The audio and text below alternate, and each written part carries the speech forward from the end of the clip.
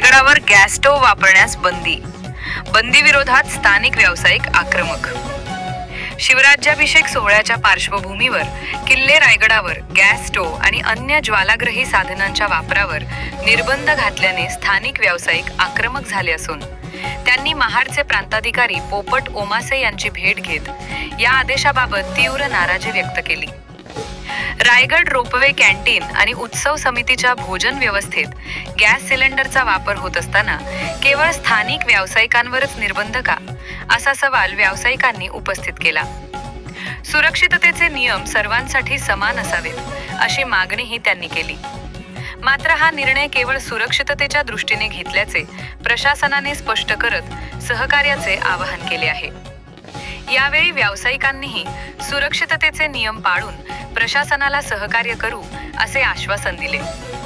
मात्र कोणत्याही दबावाखाली व्यावसायिकांवर अन्याय करण्याचा प्रयत्न झाल्यास ग्रामस्थ, व्यावसायिक आणि शिवभक्त एकत्रितपणे विरोध करतील, असा इशाराही देण्यात आला. आमची शासनाकडे एवढीच मागणी आहे.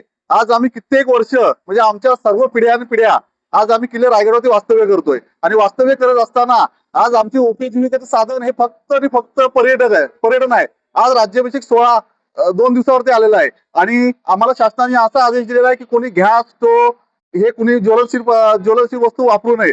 आज जर ज्वलनशील वस्तू वापरली नाहीये तर आम्ही स्वयंपाक कशावरती करणार, लोकांची सेवा कशी पुरवणार आम्ही.